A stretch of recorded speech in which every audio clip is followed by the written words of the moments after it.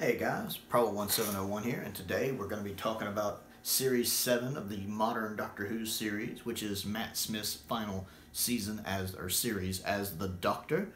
Whoop, go ahead and toss that out of the way. Got my steelbook here with me to talk about it. Series 7 is an odd one, just because, like Series 6, it was split in half. There's a first half and a second half. But unlike Series 6, it doesn't feel like these halves are part of the same season. Series 6 still feels like one complete series.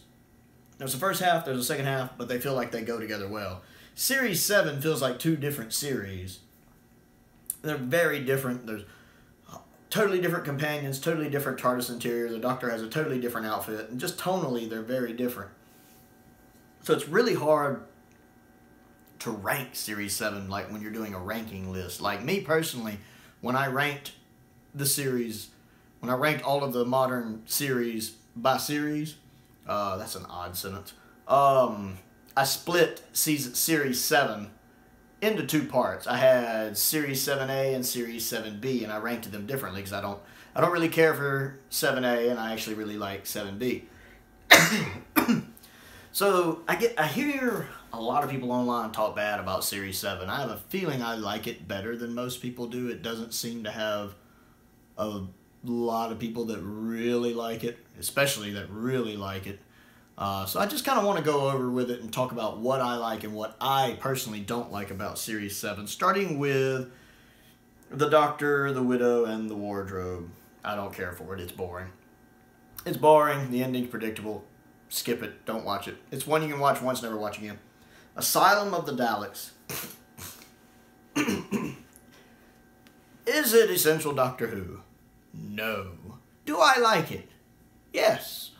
Is it incredibly flawed? Yes. There is so much wrong with this episode, from Amy and Roy's relationship, to the Doctor having to fix it, to the Daleks having a parliament, to the Daleks having an insane asylum in the first place. That doesn't make sense. If they were defective, the Daleks would just kill them. They wouldn't have an asylum for them. The episode makes no sense, honestly. But it's a lot of fun. I actually still enjoy it. This is the best version of Clara, or Oswin, that we ever get. The best version of her. It was great that they snuck her in here. They really slipped that one by us. We weren't expecting that. So the fact they got her into this episode without that leaking, very impressive. And she's really good in this. I like the witty banter that this version of her has. The Victorian one has it too, and then even regular modern Clara has it at the beginning, like especially in her first episode, The Bells of St. John, she has it, and then she just kind of loses it. I really like Clara with Matt. I don't like Clara with Peter, which is not an insult to Peter or Jenna. It's just their dynamic, the way it's written, I don't like. But I like her with Matt, and I actually really enjoy Clara in this episode, which overall I don't like Clara, so it's saying something. And I still find it just a lot of fun. I like the little nods to the classic series, like some of the insane Daleks are from planets that the Doctor has visited before in previous stories. I like the little egg, I like that part. It has a lot of really fun scenes in it. Who stopped all the Daleks? He's just like, who do you think? I like that. So, while it's an extremely flawed episode, I still like it. Dinosaurs on the Spaceship. This was just so forgettable. I don't really care for it. I remember the first time I watched it, I had just broken up with a girl I was dating. We broke up, I remember, because we were still dating when Asylum came out, and we had broken up before Dinosaurs on the Spaceship came out. So sometime in that week, we broke up. So I remember not being in the best of moods to begin with, because this is a girl I'd been friends with for like 4 years before we dated anyway. So I had that on my mind the first time I watched it. And even still, it's just not a fun episode. It's very boring, very forgetful. Don't care for it. A Town Called Mercy. This one I like. This is easily my favorite episode of this first half. This one's really good. I like seeing the Dark Doctor. I like seeing Amy kind of have to reel him in, pull him back. You know, that scene when he's basically shoving the Doctor across the line and points the gun at him. Yeah, this is a guy who's been pushed too far, and she makes that comment about this is what happens when you travel alone for too long. It's a really good story. There's a lot of good character beats. A lot of the guest characters, I think, have some really strong moments in it. So I really like that one. The Power of Three has a couple moments I like. I like Kate Stewart, especially in this story. I love that they did that as another little nod to Nicholas Courtney. Plus, Kate had already been established in some of the real-time movies, like was it Downtown, whatever it's called. So I like that they kind of used that canon for that. That little scene when he talks about her, you know, don't give up, your dad never did. That's a beautiful scene. And I like the scene when Matt's trying to just kill time, so he's doing all that stuff, like showing off his real-life soccer skills and stuff. That's pretty funny. But the rest of the episode is kind of boring and forgetful. It's like a 10-minute good mini episode crammed into 45 minutes, and the rest of it, that 35 minutes, is just a slog to get through. Angels Take Manhattan. Has a few good moments I like. The whole Statue of Liberty thing kind of put me off at the beginning. It's one of those things where when the guy's like, you gotta be kidding me, I'm sitting here going, exactly. I'm thinking the same thing, you gotta be kidding me. But I like the scene where the one guy has the one chained up because he's scared of him, and then at the end when he wakes up, the doors have been left open and they're slowly closing in on him. That's pretty awesome. That's him getting his just desserts, and I love that. So it has moments, but I think it's more a miss than a hit. Now we move into Season 7B, which I really like. First we have the Snowmen, which I love the Snowmen. I think it's really good. I like this version of Clara. I like Matt in it. I really like if you watch that little mini episode that's a prequel to it, when the Victorian Gang is trying to get him to help and he keeps telling him he's retired and Strax declares war on the moon. It really helps to watch that and then watch the episode. It gives the episode a little more weight to me. I like that it has the Great Intelligence in it. I love that they brought the Great Intelligence back. Because at the time, I've still never seen Abominable Snowman, but at the time this came out, I had not seen Web of Fear yet. But I was aware of those stories and who the Great Intelligence was, so it was nice to see this villain for the first time and see how they realized him in it. You know, having Richard E. Grant in it is fantastic, because not only is he an unofficial doctor himself, but I think he's just a good actor in general, and he does such a good job as Professor Simeon, and then as the Great Intelligence. And I didn't realize that was the Great Intelligence until I was watching the story, so seeing the origin story and finding out that that's how the Great Intelligence began, I thought was really, really neat. I like the dark kind of colors and tone in this story. I like the way the snowmen look in this story. And it really added to that mystery of who Clara is when she dies again. It's really good. It's one of my favorite of the Christmas episodes. The Bells of St. John, I actually really like. I think it's underrated. I enjoy it a lot. I think it's a lot of fun. I really like... it is fun. That's a big thing to me. Not only does it serve its purpose of introducing the modern Clara and kind of helping form their dynamic, it's just a fun episode to watch. I like some of that music that's playing just when they're riding on the bike. Ba, ba, ba, ba, ba, ba. I like that. It's short, but I enjoy it. I like the idea of something in the internet. I think you could really take that much darker if you wanted to and make something even scarier out of that. You know, just something in the Wi-Fi. You could really make a good horror movie or horror story out of that. I like that it can disguise itself as something close to you to lull you into a false sense of security. And that bit at the end when he hijacks the robot and has the robot on the bike to get to the main woman who's helping the Great Intelligence, did not see that coming. Took me by surprise and thought it was really clever. You know, you hijack people, I hijack technology, you know. I love that. And then that part when he's talking to the guy about the bike. Didn't you even hear the part where I said anti-grav? I actually really like that. And then finding out just how long the Great Intelligence had been influencing that woman when he puts her back to factory reset and she wants to know where her mommy and daddy are. That he's been kind of pulling her strings for that long. And it's got some funny parts in it too.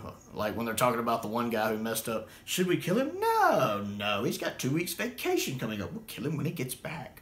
I mean, it's kind of dark humor, which I think is funny. So I actually like The Bells of St. John. It's got a lot of good in it to me. The Rings of Akatan, I don't hate it. I don't really like it. I don't watch it much. I love the Doctor's speech at the end. It's really good, and I like how Clara uses the leaf. And I like the idea of the infinite possible futures being even better than his long past.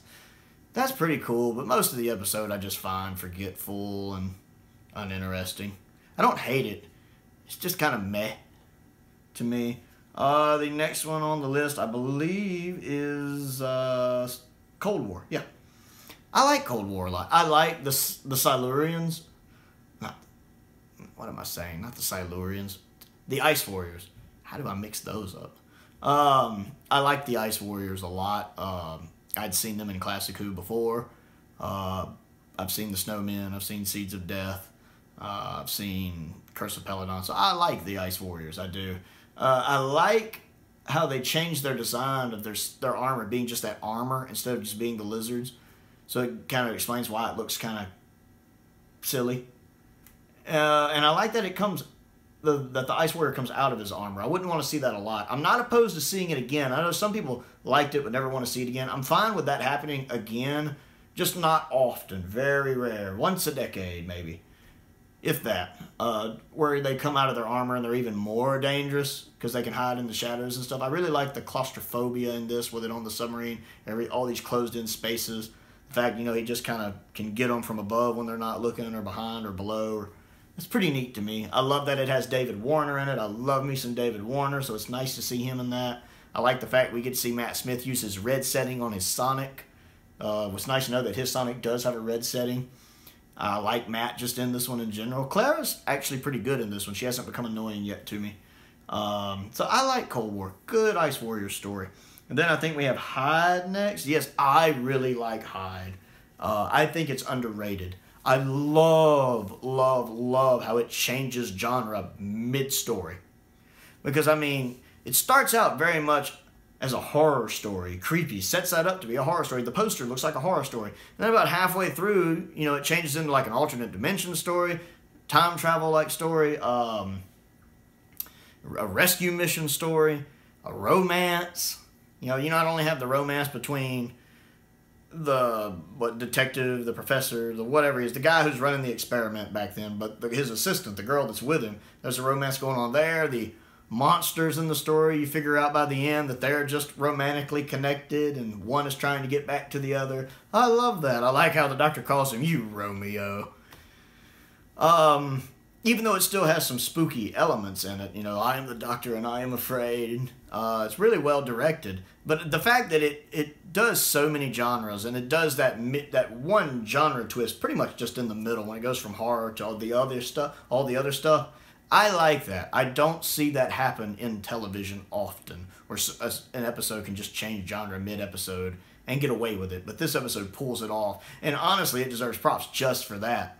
But even everything else, I enjoy the story. The only complaint I have is when Matt Smith pronounces the Metebelis 3 crystal name wrong. He says Metebelis. Maybe it is a different planet. Maybe there is a Metebelis and a Metebelis, but for me it's Metebelis 3. And anytime he says that in that episode, I twitch a little. But it's a good one. Very underrated. Moving along, I believe it's Journey to the Center of the Tardis. That one sucks. Skip it. It's awful.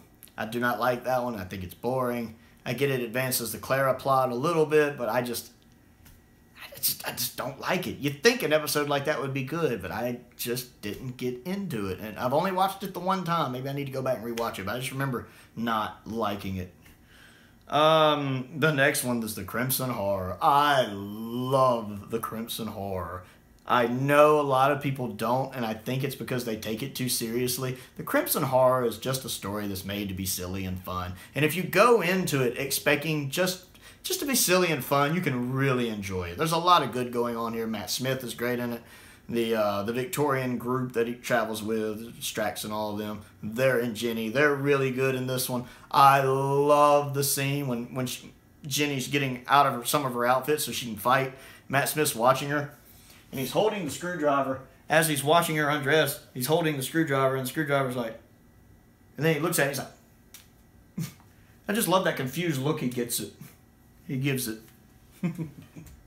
I don't even think I caught that the first time I watched it. I think I went back not too long afterwards and watched it a second time, and that's when I caught it. And it's tickled me pink ever since. It's very subtle. I like that it has Diana Rigg in it. Emma Peel herself. And she just looks like she's having such a good time in this role. Like she's just enjoying herself. And I believe the actress who plays her daughter in it is her real-life daughter, who does a great job in it, too. I enjoy that. And plus, it gives us the line when the Doctor tells Diana Rigg, "I'm the Doctor, you're nuts, and I'm gonna stop you." And that pretty much, that line is so hilarious, and that line pretty much sums up the whole episode. It's funny. You know, when you see Mr. Sweet and it turns out to be that little thing, even it looks like a little stage prop, and it looks so silly. Again, Crimson Horror is one of those, if you go in expecting the Seeds of Doom or Genesis of the Daleks or Caves of Androzani, you're going to be disappointed. But if you go in just expecting something that's fun and a little silly, think season 17 of Doctor Who, in the silly funny camp. Not City of Death, because City of Death's awesome, even though it is fun and silly. It's definitely not quite of that caliber. But if you just go in expecting to have a good time with it, it's actually a really, really good episode. Probably my favorite episode of the season. Then we have Nightmare and Silver, which I don't hate. I don't really like. It's another one that is just kind of there. I don't really rewatch it. The kids in it are annoying. Very annoying. The whole Cybermen upgrading thing is very annoying because it treats the Cybermen more like robots. Not in the sense that we see them take over a couple people, including trying to take over the Doctor, which is that's actually one part of the episode I like, but they act more like robots with all the upgrade, and then I think they can fly in this one, I forget. Watching them go across the water. I do like Matt Smith and his dual roles here as the Doctor and Mr. Clever. I think he does a good job switching between the two personalities. I actually really like his performance in this. One of the things that bumps it up a little bit. But ultimately the story is pretty forgettable and I don't really go back to it much. And then we have Night of the Doctor. This is, not Night of the Doctor, Name of the Doctor. Name of the Doctor is really, really good in some ways. The intro to it is phenomenal. I remember being blown away the first time I watched that intro when it's showing Clara interacting with all the past Doctors. I'm over there going, "That's Tom Baker. I know that. That's from the Invasion of Time. There's Sylvester McCoy from Dragonfire." As we know, I love Dragonfire. Very underrated. Oh, there's John Pertwee from the Five Doctors. There's Patrick Troughton from the Five Doctor. I mean, I'm just sitting there the whole time just geeking out because I'm having such a good time. Because I'm a big Classic Who fan. So I'm just having a ball with this. And then I like when the Doctor first finds out the kids tricked him and ran off. He's like, "Oh, the little Daleks." I love that. Matt's reaction when he's told about Trenzalore, how upset he gets. Beautiful acting on his part. When he's in the TARDIS talking about his grave being found, beautiful acting on his part. He does a great job there. Seeing Richard E. Grant back as the Great Intelligence, he does a good job here. The Victorian Gang, I don't really like as much in this one. I don't know why. I don't really like them. I don't hate them. They're just kind of in this one. Like, they're just there to be there and to help move along the plot. I love the ending. I love finding out how Clara is affecting his timeline. That's pretty neat. I love the ending with the reveal of John Hurt's War Doctor. That's so clever and such a cliffhanger and had all of us going, "What?" I mean, first, it's John Hurt. They have John Hurt playing the Doctor. It's John Hurt. Oh my God, that's so amazing they got John Hurt to do this. But, you know, not explaining then where is he in the timeline, pre-Hartnell, between Troughton and John, you know, between 8 and 9, nobody knew, because he wasn't called the War Doctor then, it just said introducing him as the Doctor. So, now between 8 and 9 was what I figured, and that turned out to be right, but nobody knew for months exactly where he fit, because this episode came out, I think about 6 months or so before the 50th, so you had several months of speculation going on. Now, some of the things in this story don't make a whole lot of sense, like why in this future TARDIS does the Doctor not have a body, but he's a tear in time? Kind of weird. How the Doctor can interact with River, even though she's like a ghost hologram thing, doesn't make a lot of sense. How the Doctor can enter his own timeline is really, really weird. And how Clara entered it but survived getting ripped to shreds, unlike the Great Intelligence, supposedly. And how he was able to go and get her, it doesn't make a lot of sense. To me, this episode is a lot like Star Wars: The Rise of Skywalker. If you don't think about it too much, it's a lot of fun and you can enjoy it. But the more you start thinking about it, the more things don't really make sense logically. That's the best way to sum up the Name of the Doctor. I still like it. but it doesn't quite make sense the more I think about it. Now, that's as far as I go with it. I don't count Day of the Doctor and Time of the Doctor as part of Season 7, or Series 7. I think they're their own thing, so I'm not going to include them here. That's been my pretty much overview of what I thought of the series. I'll actually rank them in another video sometime. So what do you think of Series 7? Do you think of them as one cohesive series? Do you split them up into basically 2 separate series like I tend to do in my mind? Which part do you like better, A or B? Are there any episodes you think are overrated? Are there any episodes you think are underrated? Tell me what you think down below. I always enjoy finding out what you guys think. Other things to do, click the like button, click the subscribe button, click the bell for notifications. I have also started a Patreon if you are interested in contributing to that. That helps me import things from the UK. I live in the States, but I get a lot of Doctor Who stuff imported, which is very time consuming these days. So there's a link to that below if you would like to contribute to that. But most importantly, stay safe out there, and thank you for watching.